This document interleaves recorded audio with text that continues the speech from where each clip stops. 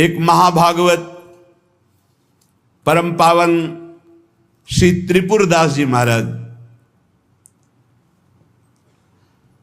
अगर दुख मुझे घेरे हैं और मेरे प्यारे राजी हैं तो मुझे दुख से कोई परेशानी नहीं। यह है प्रेमी का हृदय। देखो त्रिपुरदास जी महाराज कायस्थ कुल में प्रकट हुए। कायथ त्रिपुरदास भक्ति सुख राशि भर्यो, कर्यो ऐशो पण सीत दगला पठाइए। निपट अमोल पटहिए हित जटियावे, ताते अति भावे नाथ अंग पहिराइए। आयो को काल नरपति ने बिहाल कियो, भयो ईस ख्याल ने को घर में न खाइए।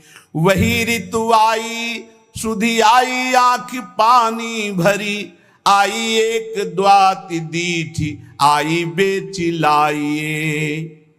श्री त्रिपुरदास जी कायस्थ कुल में प्रकट हुए थे। बड़ा हिम्मत बनाने वाला यह चरित्र है।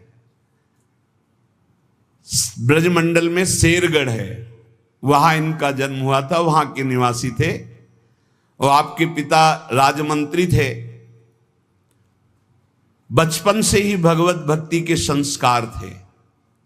जिनमें कुछ दिव्य प्रकाश होता है वो बचपन से भगवत भक्ति का। जिनको ये लगता है कि जवानी में विषय भोग लें और बुढ़ापे में भजन करेंगे तो भूल जाए।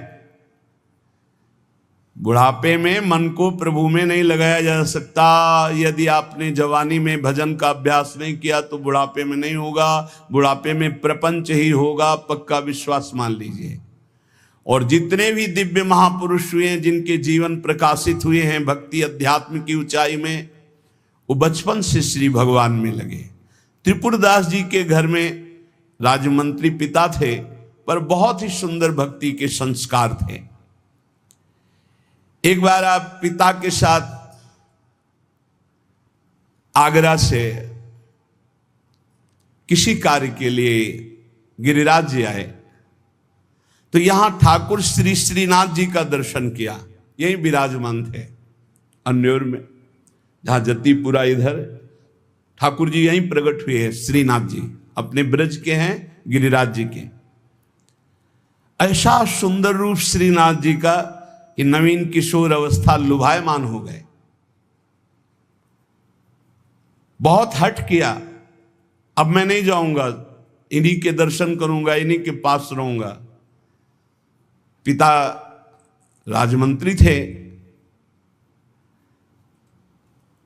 वहां किसी परिचित से कहा कि बालक है, हट करता है त्रिपुरदास, इसको हम छोड़ देते हैं 2-4-10 दिन यहां। देखो भगवान का विधान, यहां श्रीनाथ जी के दर्शन करेगा, फिर हम आदमी भेज देंगे, बुला लेंगे।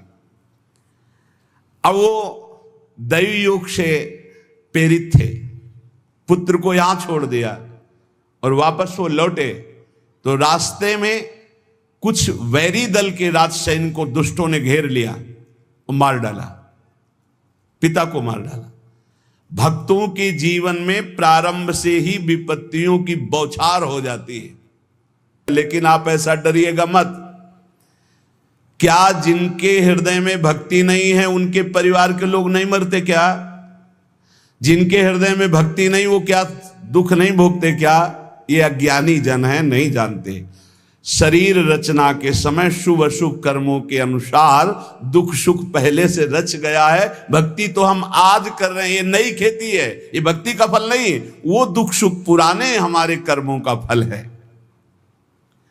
जब आपने सुना, सूचना आई कि तुम्हारे पिता को बैरी दल ने मार डाला है, तो श्रीनाथ जी की तरफ देखा और कहा, आप तो हमारे पिता भी हो, मित्र भी हो, जीवन धन हो। हृदय में बड़ा आनंद हुआ कि चलो नाम मात्र का पिता अंतर्ध्यान हो गया, लेकिन मेरा जो अनंत जन्मों का पिता है उससे संबंध हो गया। अब तो मेरे श्रीनाथ जी के सिवा कोई नहीं है। एकदम निश्चिंत हो गए। रोज प्रभु के सामने भाव विभोर होकर रोया करते, नौ किशोर अवस्था, कि प्रभु अब आपके सिवा हमारा कोई नहीं है। एक दिन वल्लभाचार्य भगवान आचार्य चरण, जिनके दुलारे लाडिले श्रीनाथ जी हैं, उस सेवा में आए तो देखा है बालक बहुत एक दृष्टि से देखता है, रोता है। लाओ इस बालक को सामने लाया। ये है भगवत कृपा। जब भगवत कृपा होती है तब गुरु मिलते हैं, जब गुरु कृपा होती तब भगवान मिलते हैं। जब भगवान की कृपा होती तब गुरुदेव मिलते हैं, संत मिलते हैं। जब द्रवहि दीन दयालु राघो तो साधु संगति पाइए। और जब संत द्रवित होते हैं तब भगवान का साक्षात्कार होता है। बुलाया और परिचय पूछा, कौन है ये? तो कहा अमुक राजमंत्री का पुत्र है, इनके पिता यात्रा में मारे गए हैं और ये बहुत आसक्त चित्त होकर श्रीनाथ जी को देखते, श्रीनाथ जी से रोते हैं।